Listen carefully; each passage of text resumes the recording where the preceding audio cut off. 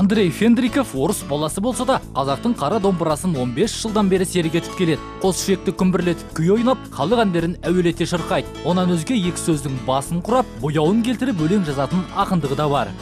Мен 22-ші орта мектепте оқыдым. Бірақ бұл мектепте өте көп тегін өнер үйірмелері болды.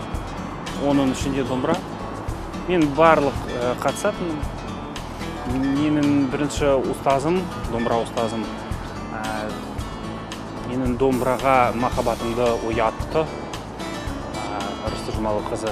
Ол тек қана бата бергеннен кейін ғана менің бірінші домбырам қолыма берді.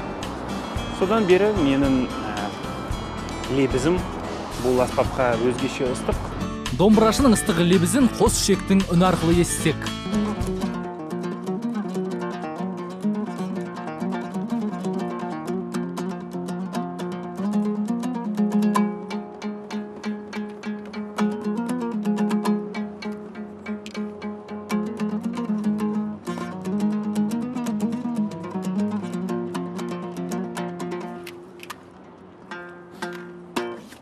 Кәсіби домбырашылармен иық тірестірер деңгейдегі орындау шеберлігі ұзақ жылғы еңбек пен ұстаздар ұлағатының арқасы екен. Мен Айгүл Үлкенбаева жеке студиясында кәсіби деңгейде оқуымды жалғастырдым.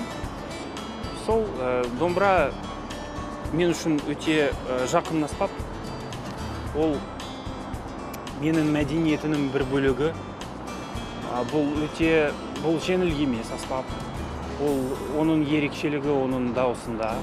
Қазақ тілі жайлы, оның әуезділігі жайлы Андрей біршама сөз қозғады. Негізгісі қазақ тілі жеңіл тіл емес дейді. Мен үшін қазақ тілі жеңіл тілі емес.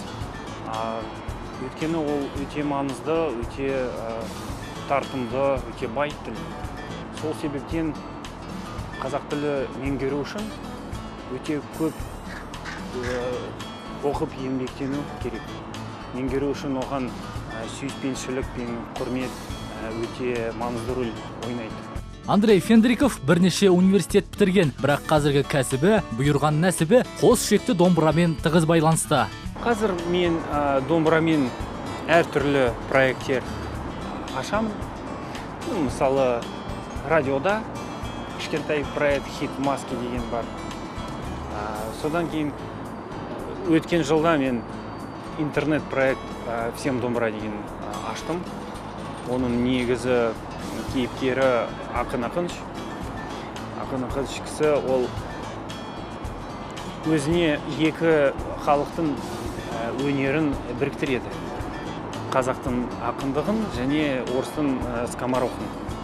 Сол себептен оның орындайтын әндерінің әуені орыстың тақпақтарына ұқсас. Бірақ қазақтың халықтың ерекшелігі айқын көрінеді. Андрейдің ақындығы жайлы сөз қозғадық. Ауылдың алтауызын бүгінгі мерекеге орай арнайы айтты. Ақылды біледі ақымақ, ырсалды бұл ынтымақ. Артқы айылым берік болса, атым маған не етерсің?